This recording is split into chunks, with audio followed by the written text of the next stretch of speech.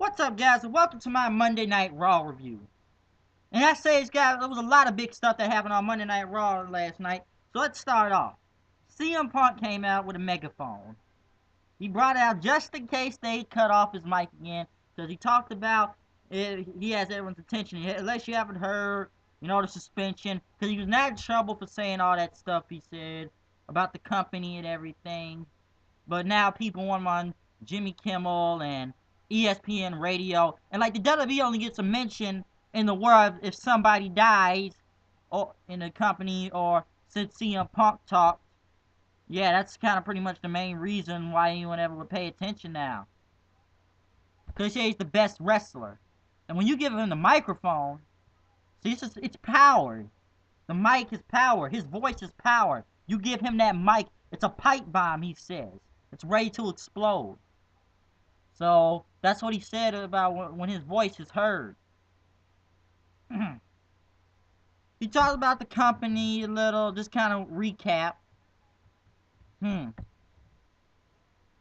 now he's all over YouTube, really, unless you haven't seen the shoot. So go to YouTube if you haven't seen it. Then John Cena comes out. Because you got a lot of things to say, huh? About the company. You got a live mic. You say you're the best wrestler in this company. And you say you're going to take the title with him, the WWE title, after you defeat him this Sunday at Money in the Bank. So, yeah, that's what he was talking about right there, Cena. And then they think Cena's the best thing the company should be half the time. And he said, a lot of people couldn't hang with John Cena. Like, a lot of people say John Cena couldn't hang with people like Triple H or Eddie Guerrero or Michaels or Kurt Angle or other names he said. People like Edge and others. Because some disappointed, but John Cena's made to what he is today because he earned the WWE title and stuff.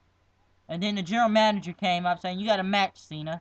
And he went against Otunga and McGillicuddy and beat Nexus, whatever's left of Nexus, really. I really don't give a crap about Nexus anymore, but Cena beat them. Moving on with the show.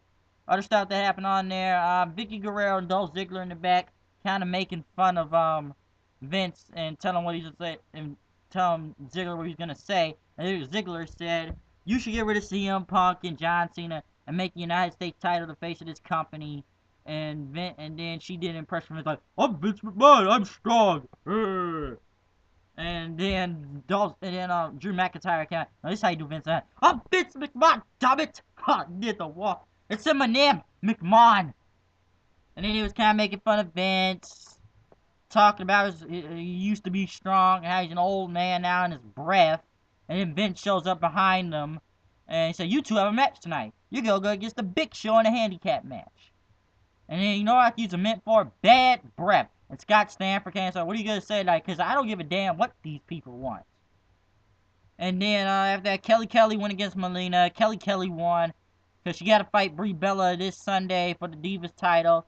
Then the Bells got in, kind of beat up Kelly. Eve came up, but she got her ass beat as soon as she got in the ring, really. Miz came out. All the ladders were out there for the Money in the Bank. Said, "This is the future right here. I've won Money in the Bank last year. I'm going to win it again."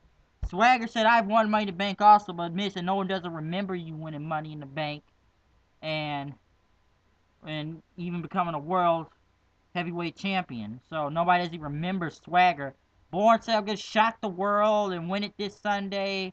Kofi says, "We put our bodies on the line for this. This is a career-threatening match, and people have done a lot to get to this match. People like Edge, but he's retired. Well, this is one of the reasons, because it's a very brutal match." Truth came out here talking about, "I got Afrophobia, so there better not be one spider, because I'm putting the grits in the pan, because that briefcase going to get got. Because if I see any spiders on that briefcase or that ladder, I'm afraid of heights." Riley came out, kind of just knocked the Miz out of the ring, scared him out of the ring. Del Rio came out. I don't even have to be in this match, because I won the #1 contender spot. I pinned Mysterio last week. So, yeah, I pinned Mysterio, and I shouldn't even have to be in this match. Then the general manager said 6-man tag.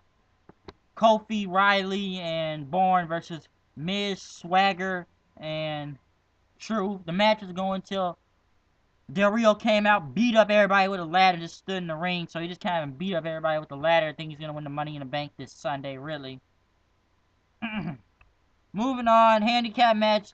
Ziggler and McIntyre would get shows. Ziggler kind of just hid like on the side of the ring and just didn't do anything. And Big Show and McIntyre fought up the ring, and Big Show's gonna choke slam him through off the stage. Then Mark Henry just comes in, charges at Big Show, and all three to fall off the stage, and the crowd's going like, holy shit right there. So I'm really looking forward to that Big Show versus Mark Henry match at Money in the Bank this Sunday, because I feel like that's gonna be a big match right there. After that tackle he did, and Henry just got back up after that. The recap Money in the Bank matches. Then the contract, well, the negotiations contract was gonna happen. He said, I'm not gonna kiss CM Punk's ass or anything. And Punk came out saying, we read over this contract. He said, oh, I'm surprised you're not here with a John Cena t-shirt because you're so pro John Cena and everything. And Punk said, I want this on my contract. I want a private jet. I want my face on the turnbuckles, face on the Tron, on the collectible cups. He wants his own cup. That and also what he said, I want my own movie, the CM Punk movie. It should be called The Chaperone 2. Except this will be funny, entertaining, and actually successful, unlike the last one. Moving on with the show, he said he wanted the WWE ice cream bars back now. And everybody wants the ice cream bars and everything. He was like, and everybody just going, we want ice cream. And I remember the WWE ice cream bars. So I guess everybody wanted those back. And he said, I want you to apologize too. Because this whole anti-bullying campaign, you're the biggest bully of them all, he says.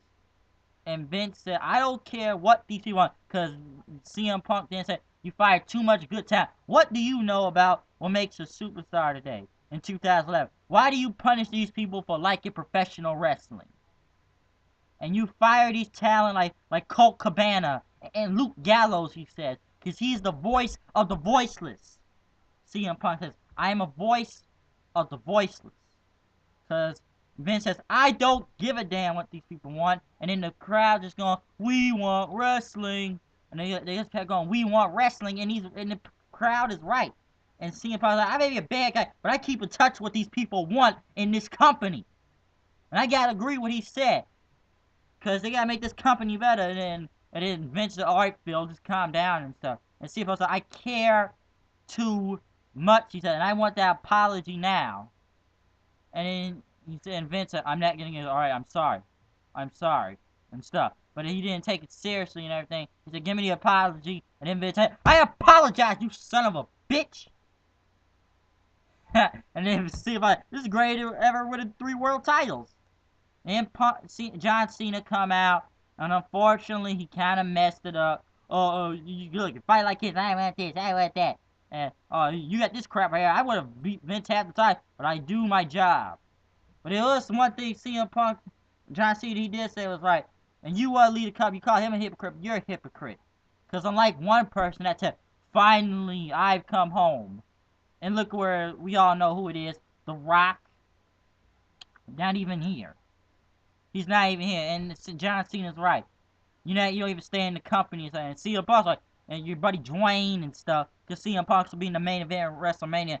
Not like a person that makes bad Disney movies. And like John Cena's right. He does come in this company every day. He doesn't leave and abandon us for 7 years like The Rock. I'm a fan of The Rock, but you come back again, then you're leaving again. You're not even here. At least he's here. But Cena was just too funny, and you gotta go back to, he just gotta go back to Thugonomics. You gotta go back to that word lifestyle, man. It's just not working anymore. You just went to be too funny. And then Punk said, you talk about how you were the underdog and stuff, but in your town of Boston, and your dad and your wife is right there.